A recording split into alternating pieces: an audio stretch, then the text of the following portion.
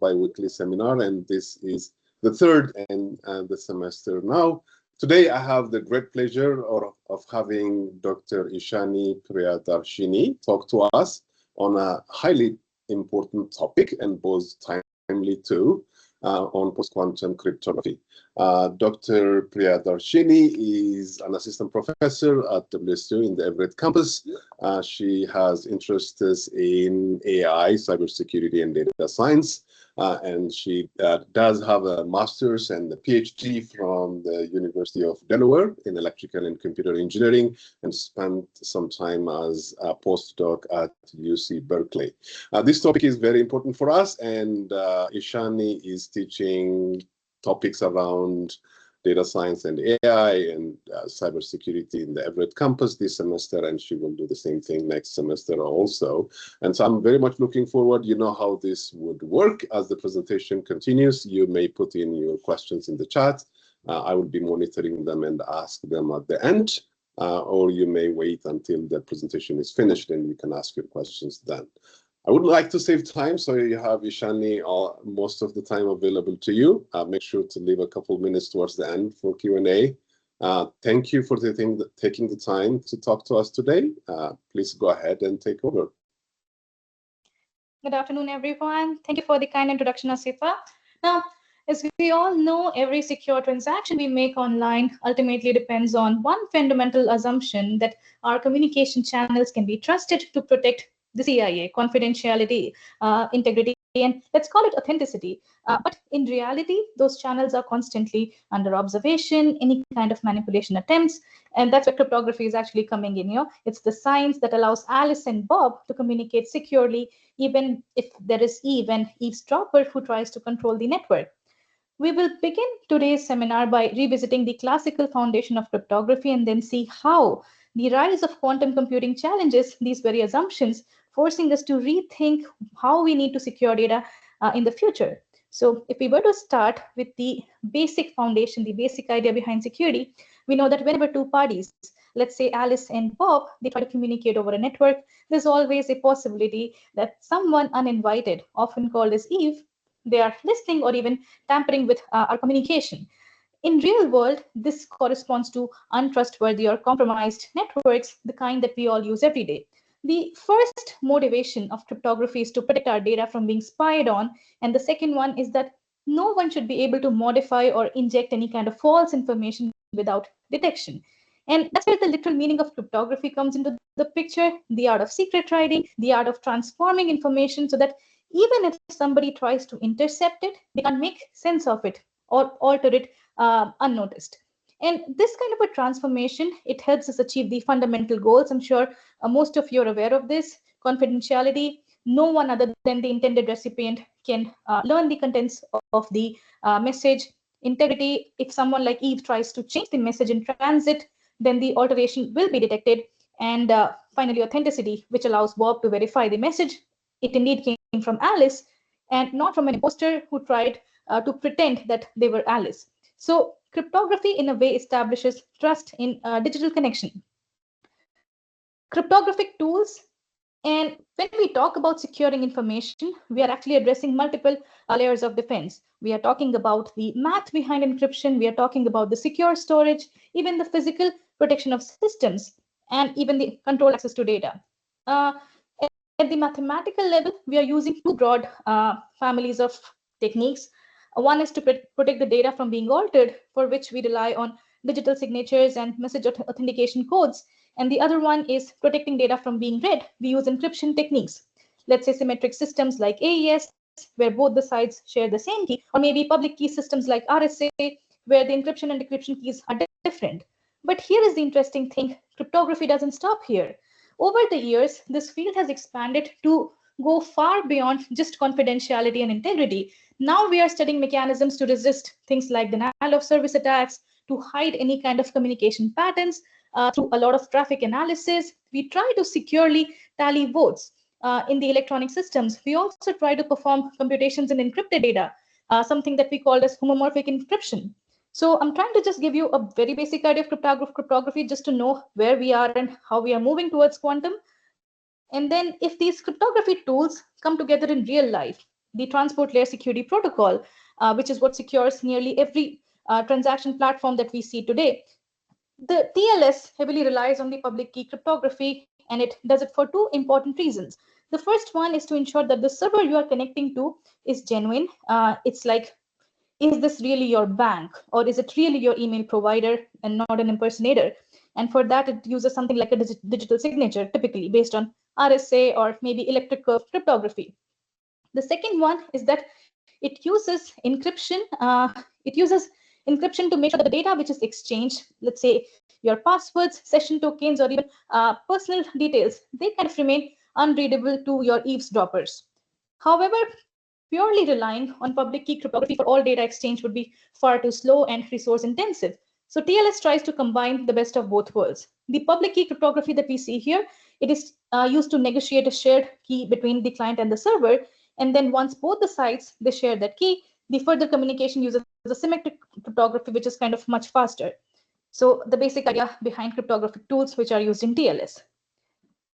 Now we'll move a little ahead to the stages of cryptographic research from design to deployment. We know that every algorithm passes through a long disciplined research pipeline before it earns the right to protect our data. And obviously, the first thing is to define the security goals. What we are trying to achieve here, is it confidentiality, is it integrity, authentication, or is it something even more specific, like, let's say, anonymity, or even resistance to future quantum attacks? Once that is done, the researchers try to explore candidate crypto system. They are proposing new mathematical structures which might satisfy these goals. At the same time, researchers, like let's say cryptanalysts, they begin studying the algorithms for the attackers, trying to break those kind of proposals. So after that, you can focus on the secure crypto systems. Maybe you shift your perspective to the user side. You try to understand how these algorithms perform in real world. Is it efficient? Is it scalable? And then comes the engineering problem. How do you implement it in real hardware? What kind of vulnerabilities appear? What are the timing differences? If there are any power leaks, if there are any hardware faults, all those kind of things come under here. And then in order to counter all of that, you want to probably look at side channel and fault attacks and design some kind of a reliable implementation. And once all these layers are kind of validated, you want to focus on meeting performance requirements and integrating those algorithms securely into applications. Now, if you take a look at it, it's actually a waterfall, and this process constantly loops back. Every time a new threat emerges, we revisit the foundations. And that is exactly where we are today. In 1994, Peter Shor, he showed that a sufficiently large quantum computer, it could factor very large integers using, and it can compute discrete logarithms very, very effectively. And it could possibly break the RSA and the electric curve cryptography, which is the very system that underpins the TLS and most of the internet's model. And the design, that kind of a discovery, it reset our design goals entirely, because now we need cryptography which can survive even in the future when such quantum machines exist. The modern conversation about post-quantum cryptography really began in 1994 when Shor kind of published this paper, which is Algorithms for Quantum Computation, Discrete Logarithms and Factoring. Before that, quantum computing was largely a thought experiment, and researchers knew that quantum mechanics could, in theory, perform certain computations differently, but no one had shown a clear way it could threaten the real-world cryptography. And Shor's paper changed that thing all overnight. So Shor proved that if you could build a sufficiently large quantum computer, it would eventually be able to factor large integers and compute discrete logarithms in polynomial time.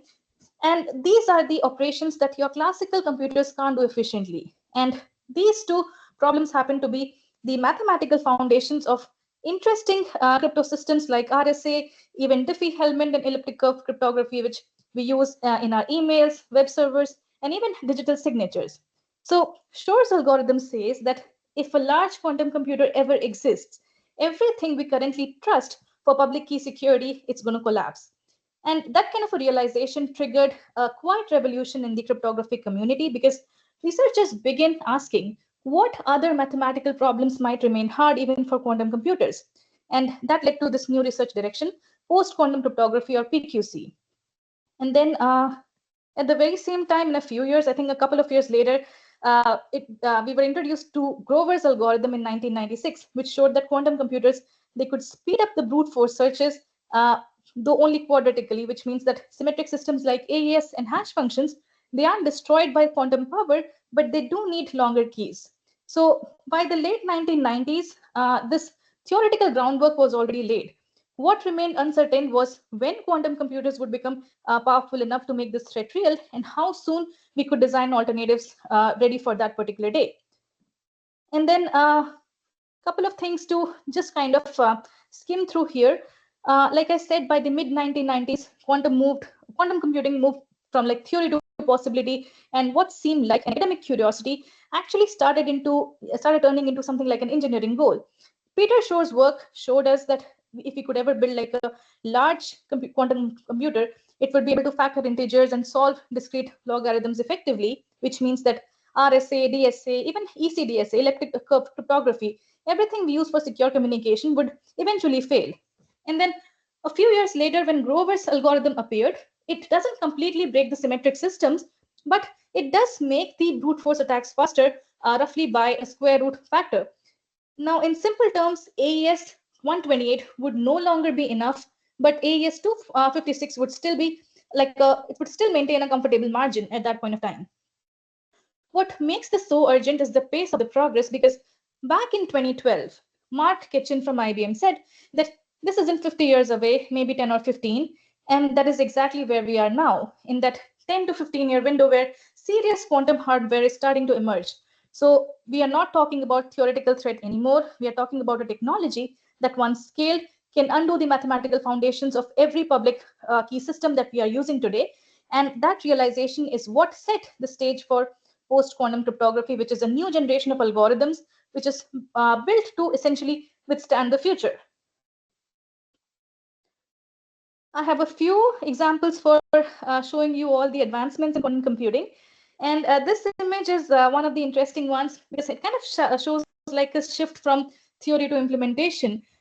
We see here Sundar Pichai with Google's quantum processor, one of the very early demonstrations that large-scale quantum systems are no longer purely conceptual. Around the same time, IBM, Intel, and several other national labs, they began publishing measurable progress, reports on qubits, the stability of the qubits, the error correction, things like that. So for cryptographers, this is an inflection point. We have actually moved from if quantum computers can be built to when they can become large enough to matter.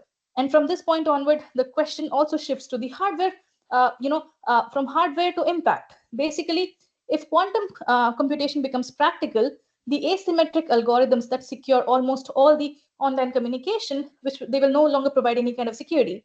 And that's one of the motivations behind post-quantum cryptography, because it's cryptography designed for the world where we assume that the adversary is already equipped with a quantum computer. And then you might have seen several headings like this, quantum computing could end encryption within 5 years, attributed to Google's leadership. And these kind of statements, they tend to get a lot of attention, and understandably so, because they touch a global nerve, because the idea that everything encrypted today might be one day readable is kind of fascinating, and it's kind of concerning at the same time.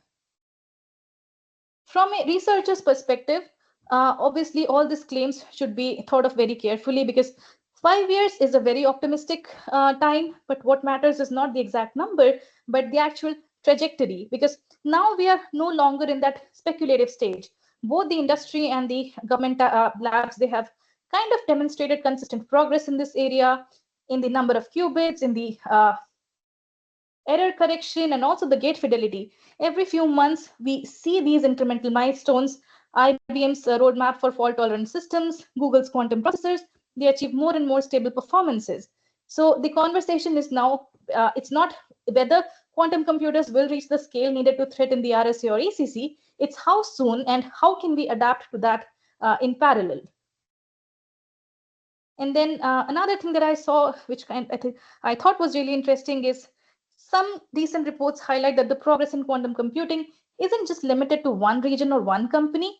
So China in particular has made really visible strides, both in hardware side of superconducting qubits and also photonic based systems. So we see here that these Chinese research groups, They are now challenging what was previously referred to as Google's quantum supremacy claim. And the interesting thing to note here is that multiple national programs, they are now pursuing the same objective with sustained funding and technical momentum. So that kind of a competition does accelerate progress. And from a cryptographic standpoint, it also shortens the timeline that we have in order to transition to more advanced platforms. And this is a little breaking news from this week. I'm not sure if you have had a chance to take a look at this, but recent reports highlight that Google's Echoes quantum processor, it achieved like a performance of 13,000 times faster than 13,000 times faster than the world's fastest supercomputer on a benchmark quantum simulation task. While still very, very specialized and not yet cryptographically relevant, this still underscores how quickly the real world quantum capabilities are scaling. And in parallel, I also saw this interesting piece of news that researchers have implemented the lattice-based post-quantum cryptography on low-power FPGAs, which kind of achieves secure operations within practical power and also the budgets. So again, PQC doesn't look to be theoretical at all. It's becoming more and more deployable on everyday embedded systems, IoT, and even the edge hardware. So I think that is something to obviously think about. So everything that we have seen so far explains why our existing cryptographic systems will eventually fail once the quantum computers are here.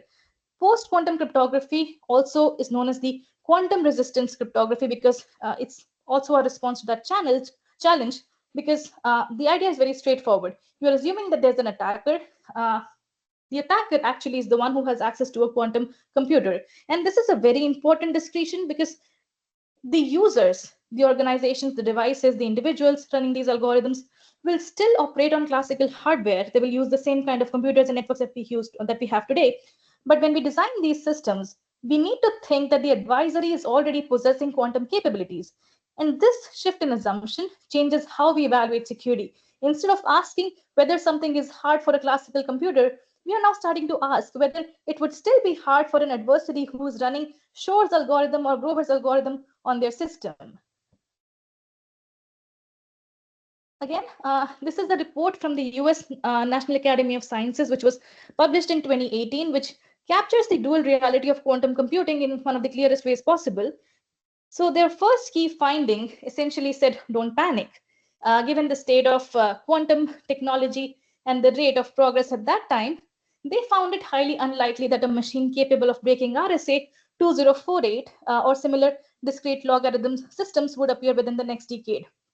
And this is very similar to what we believe today. You know, building a fault-tolerant, cryptographically relevant quantum computer will still be a very hard engineering challenge. It'll be an extraordinary engineering challenge, and to make it would take a lot of time. But here is the interesting thing. In their 10th finding, their tone changes completely. It says that even if such a machine is still more than a decade away, the risk is already real. Because the transaction process to new cryptographic systems can take many, many years, and developing, standardizing, and deploying those new algorithms is going to be a very slow global effort. It cannot be done reactively once the threat materializes. And then the most striking warning comes from this particular section 4.4 of that report. It says that any data that is encrypted and stored for future use, let's say your medical records, your legal data, or anything, financial archives, all that will be readable once a large scale quantum computer exists. And this is something that is given a name as harvest now, decrypt later problem, because basically what is happening here is that attackers can capture and store encrypted data today with the hope that they can unlock it later with quantum tools whenever there is a machine which is powerful enough. So even though the timeline for a large scale quantum computer remains uncertain, the timeline for action is actually not. And the message from the National Academy of Sciences was very, very clear that the development and standardization of post-quantum cryptography should begin immediately. And this is a very high-level view of where quantum computing stands today, typically plotted in the form of error rate versus number of qubits. So I'll briefly go over this. In the lower left, what we are trying to see is the systems which are existing at present, at now. Devices with tens or like hundreds of physical qubits, but with relatively higher rates, let's say. And these are primarily used for experimental demonstration, very basic simulations, and also algorithmic testings.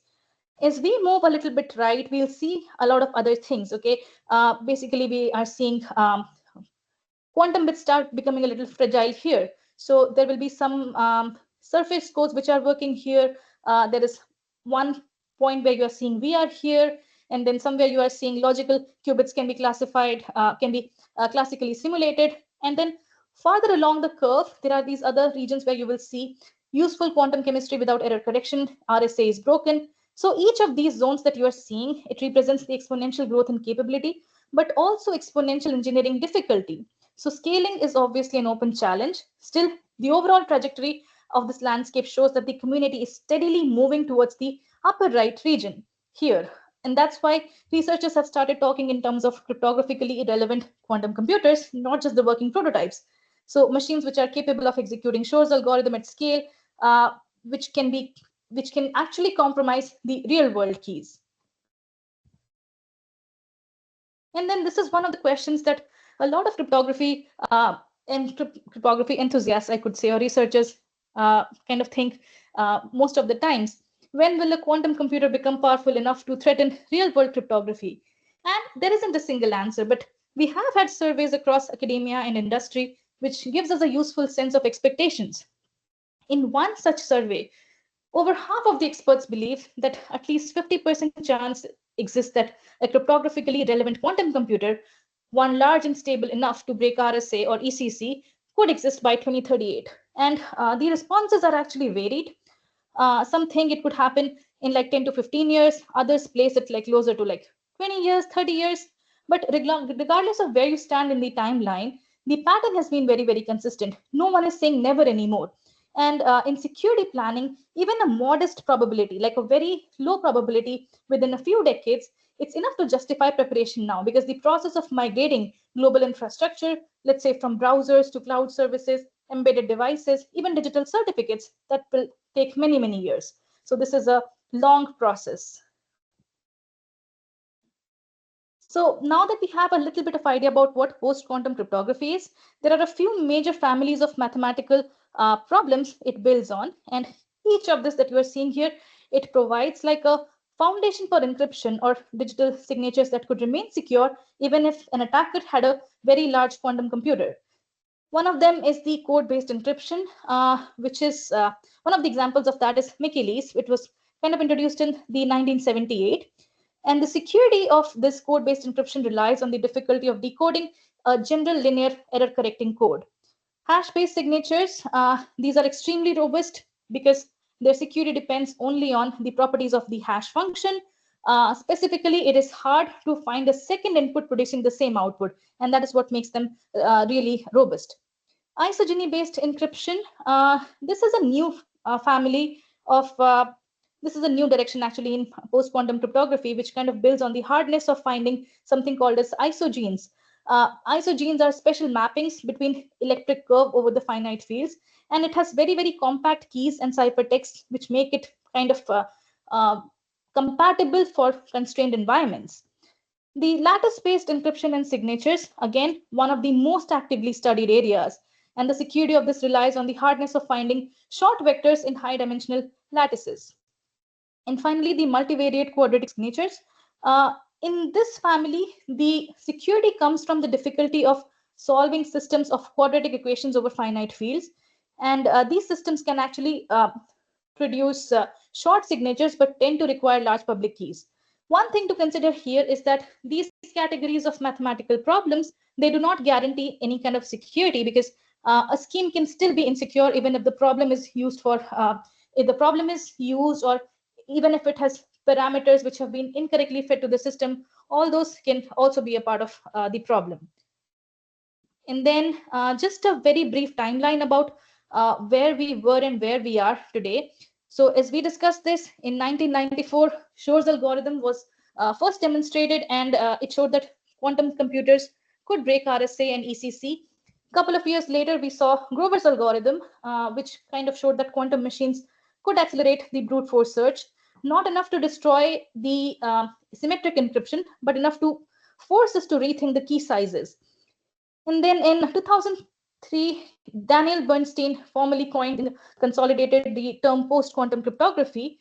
And then 2006 saw its first international post-quantum workshop. I think this kind of signaled the beginning of an organized research effort because things started speeding up after that. Between 2015 and 2017, we see the NIST launched a lot of global competitions to identify, test, and standardize quantum-resistant algorithms. I think they drew like what 69 submissions, which kind of represented every major mathematical family we have just discussed. And then after that, cryptanalysis began. And by the end of the first round, I think what 13 schemes were broken, which was expected. So this process is how cryptography actually evolves. There's strong designs which survive and the weak ones are kind of replaced.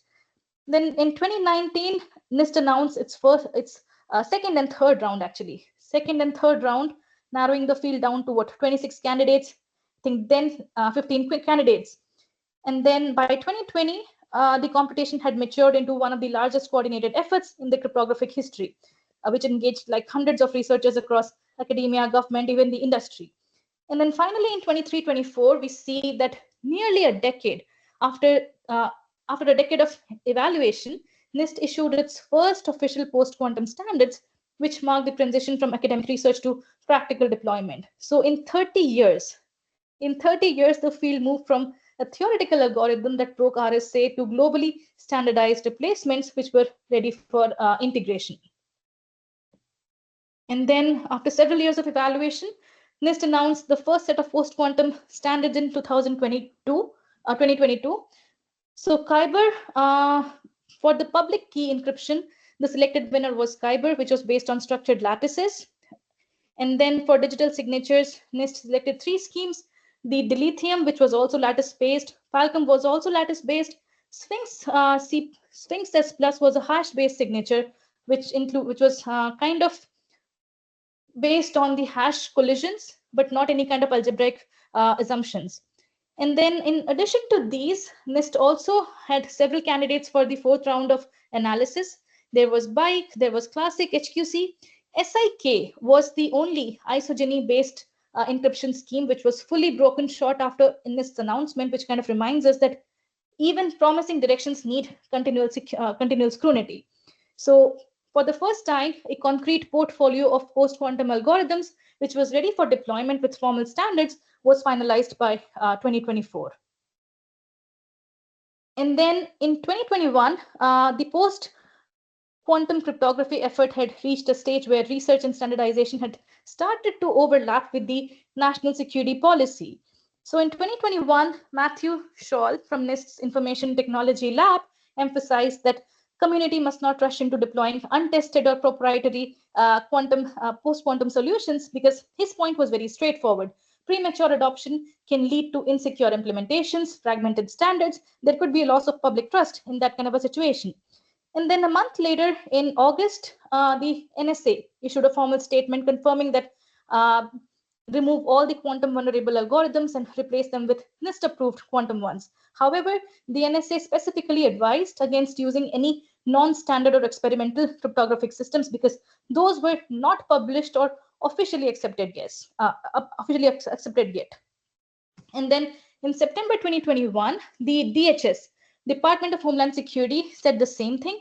Organizations should not adopt post-quantum products from industry vendors until NIST has completed the standardization, testing, and publication of these approved algorithms. So one thing to see here is that there is a lot of consistency among these agencies. It shows that post-quantum cryptography it's not just based on an academic exercise, it's actually being treated like a coordinated nationwide nationwide transition with an emphasis on assurance and verifiable security, which is kind of more important than speed when you think of information. And then the question when to standardize, which is one of the most practical discussions in the post-quantum cryptography. There is an argument for standardizing now, which is based on logistics, because deploying new cryptography takes years, sometimes decades, and the global ecosystems cannot switch overnight. If we wait until quantum computers are already here, it will be too late. Without standards, organizations don't know what to implement and how to interoperate. If we were to wait, and this is based on completely maturity, many post-quantum schemes are still being analyzed.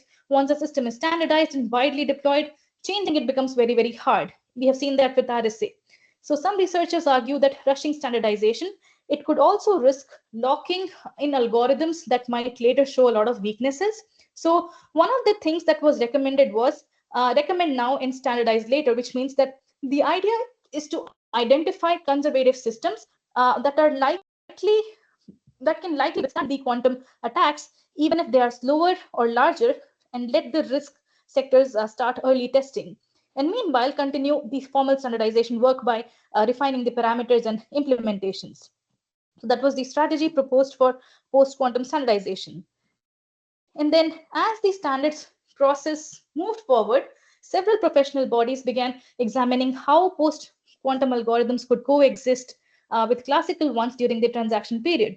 So ANSI X9 develops cryptographic standards for the US finance industry, and they released one of the most influential statements in 2021, and they said that we cannot simply swap RSA for Kyber or ECDSA for dilithium and expect existing systems to behave identically. Because the two generations of cryptography have different key sizes, they have different performance profiles and security assumptions. So they recommended the simultaneous use of both classical and post-quantum algorithms, which is basically called as the hybrid cryptography. And the idea is that during the migration phase, systems will apply both algorithms together to achieve two goals. They will have trust of the classical cryptography and they will have resilience of the quantum attacks. A resilience against future quantum attacks. And then following the same suit, following the US discussions on hybrid cryptography, European agencies also issued similar guidance through a more cautious tone. The main message that they sent, the French National Cybersecurity Agency, which is ANSSI, they said that while the post-quantum toolbox is emerging from the NIST, it looks promising, but maturity should not be overestimated. Many of these new schemes, they might still lack long-term cryptographic evaluation, particularly against both classical and quantum attack models. So ANSSI also highlighted that secure implementation is one of the most difficult aspects of transition, which is something that a lot of mathematicians might overlook. So even strong algorithms can fail if there's not without proper side channel protection, or if you incorrectly integrate them with any kind of communication protocols. So between the ANSI and ANSSI, you can see the global consensus forming. The post-quantum transition must be kind of gradual. This is what they believe. It should be hybrid and it should be evidence-driven, and you should be balanced. There should be a balance between caution and progress. And that brings us to the next step, which is how hybrid deployments can actually be implemented in practice. So at this stage, the most realistic and widely supported approach to preparing for the post-quantum era is hybrid cryptography. We want to combine classical and post-quantum algorithms within the same protocol. And the idea is very, very simple. Instead of relying entirely on an entire classical or quantum resistant method, we are using both of them simultaneously. So for digital signatures, the hybrid rule is very, very straightforward. It says that a hybrid signature is considered valid only when all individual component signatures, both classical and post-quantum, they verify successfully. For public key encryption and key exchange, there are several ways to combine systems. You can generate a shared secret using multiple algorithms. You can derive the final symmetric key from both the results. And then we also have few implementation strategies which are kind of described as encrypting the encryption. So in one approach, you wrap the post-quantum ciphertext inside a classical envelope, which can help maintain compatibility with the existing message structures. In the other one, you wrap the classical encryption is inside the post-quantum layer, which is kind of the opposite of that.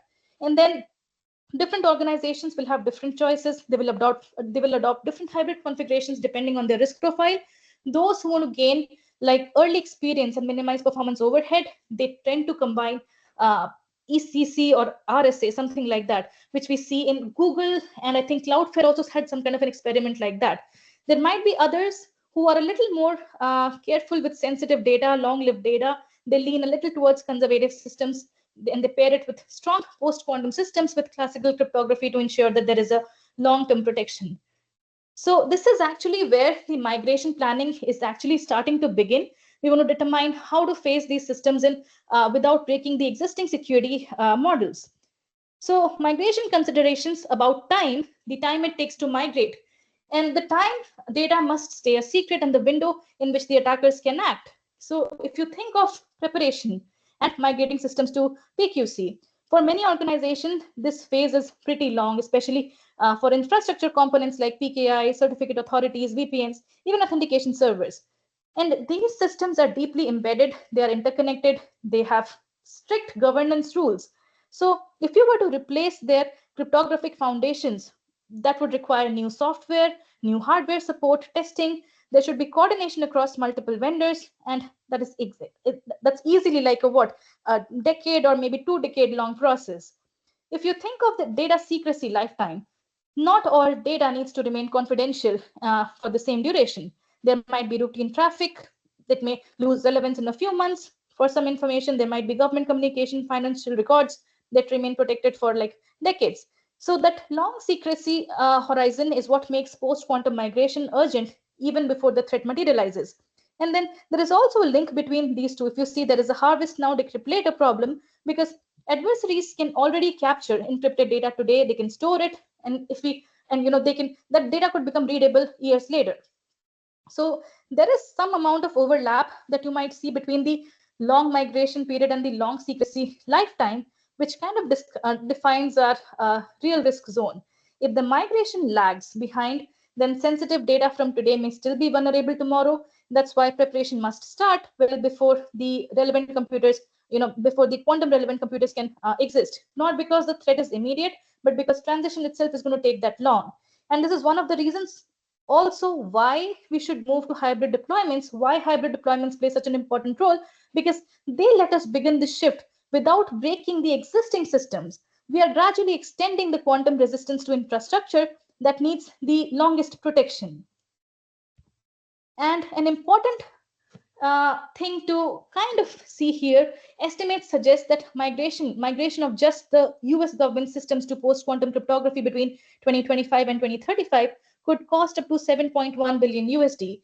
And this figure may seem big, but it is not very surprising when you actually start thinking of what migration involves. Because you are not only swapping out the algorithms, you are replacing and upgrading the entire cryptographic infrastructure, which may have like a lot of federal systems out there.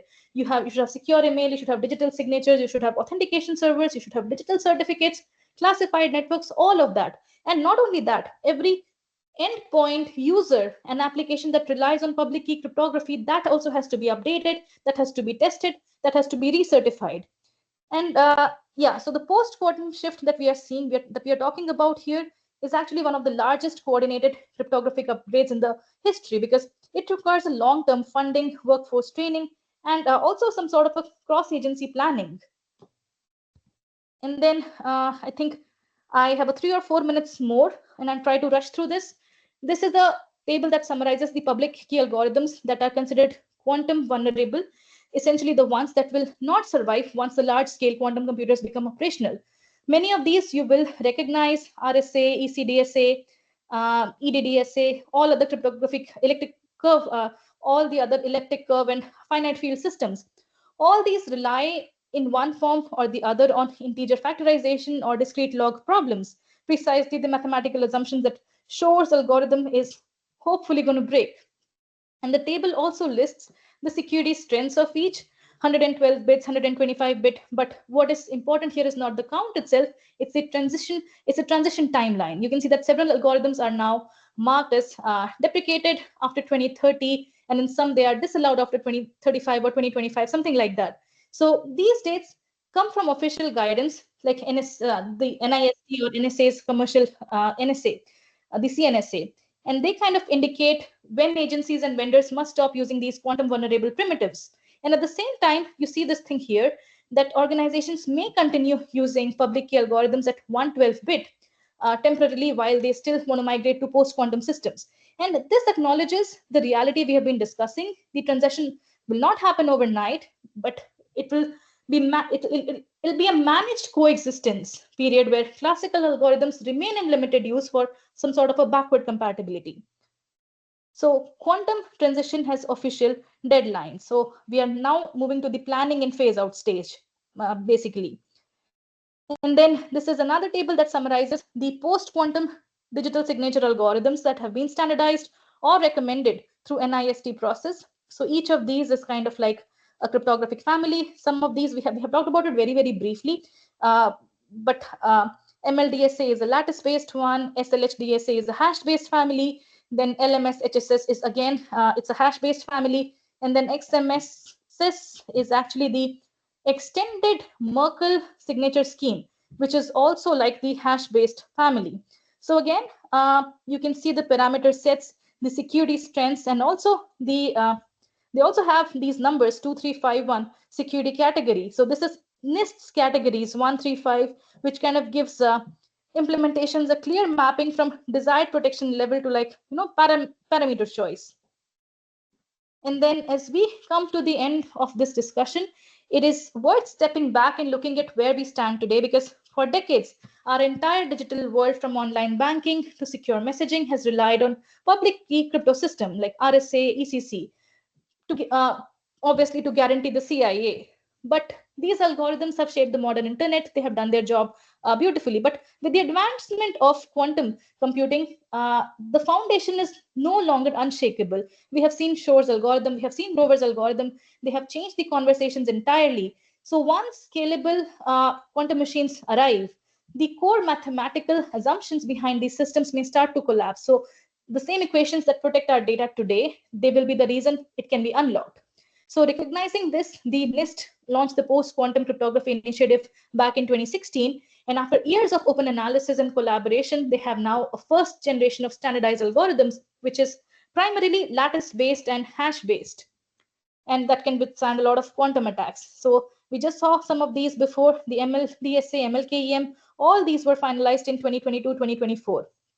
But the only issue is adopting these is going to take time. Migration at this kind of a scale, which involves like the entire internet infrastructure, the cloud services, the embedded systems, even the industrial networks, obviously it cannot happen overnight. So we'll move through it gradually, just so that we can maintain the same level of interoperability and even and trust during the transaction.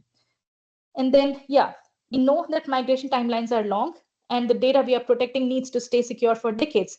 And that's why preparation has to begin now, before the harvest now, decrypt later becomes more than just a phase.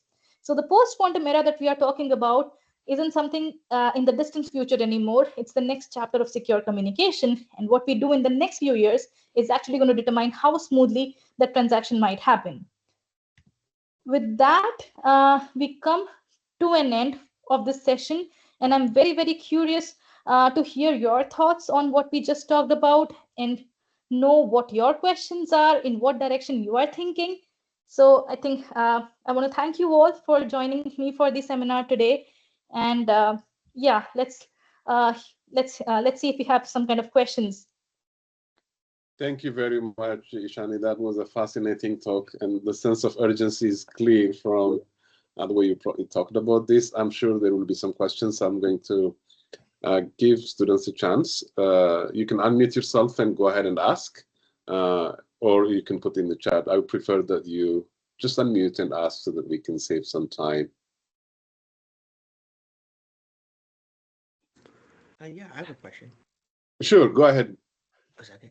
Oh, thanks. I was wondering if do you think a cryptographically relevant computer will first be developed by government or the private sector? Just I ask that because a lot of times it seems the private sector is moving a lot faster than the government, but the government, if they want to create standards, it seems like they might lag behind.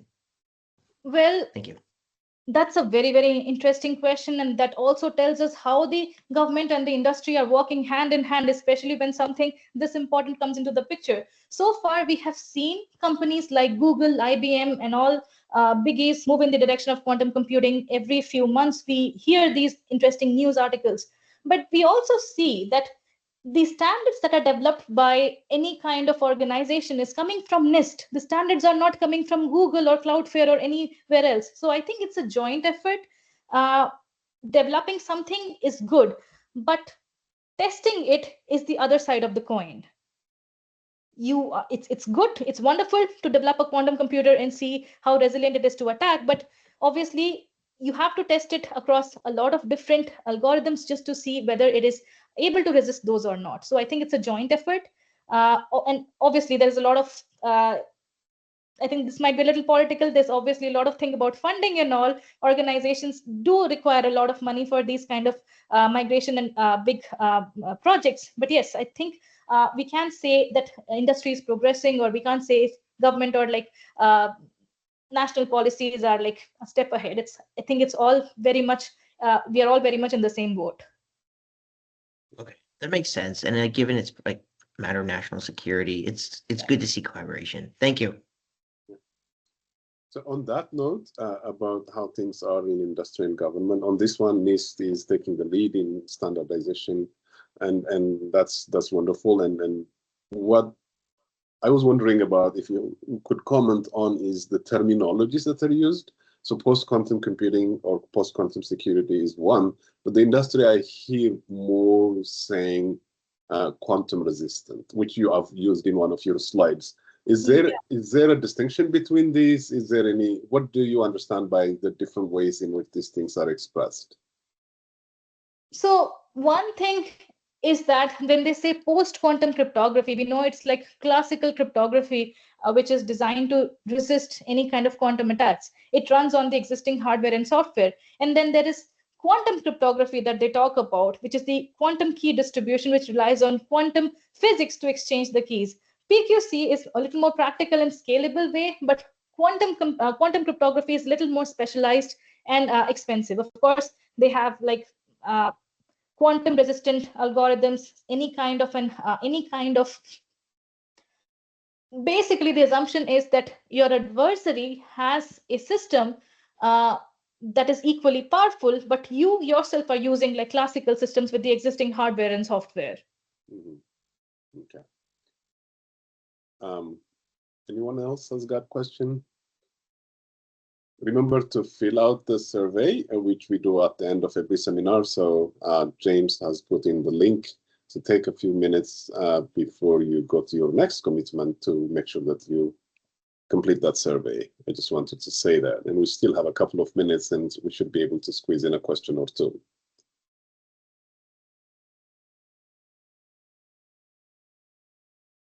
I appreciated the slides you have added of very, very recent news, like something that has happened last week or even this week, I think it was. In one of the numbers I saw, quantum computer, the one that's one of the reported ones, 13,000 times a supercomputer. Yes. So while somebody is thinking of a question, if you want to put that into perspective and what it could mean, that would be great. I think that would be one way of finishing this up. Yeah. The things that come to my mind is, of course, it's a very, very specialized, it's a very, very specialized system, but a lot of people will think how realistic it is to complete the global migration. I mean, I would say that the estimates are varying, but most experts expect at least a decade-long process. That is what most of the quantum researchers will tell you, because critical systems like government PKI, or let's say industrial control systems, it could take even longer, which is why planning and testing is kind of important right now. And yes, like I said before, we are in the technological, we are living in the technology bubble. Every few months, we see some new improvisation in quantum computing. Key sizes, performances, it keep on getting better and better. And what it looks like is that they are making the systems more and more compatible with the existing protocols like TLS and PKI, which is kind of a very, very hard problem to work with. So yeah, even upgrading the critical, upgrading the certifications and all. So yeah, I think it's very exciting times. Wonderful, yeah.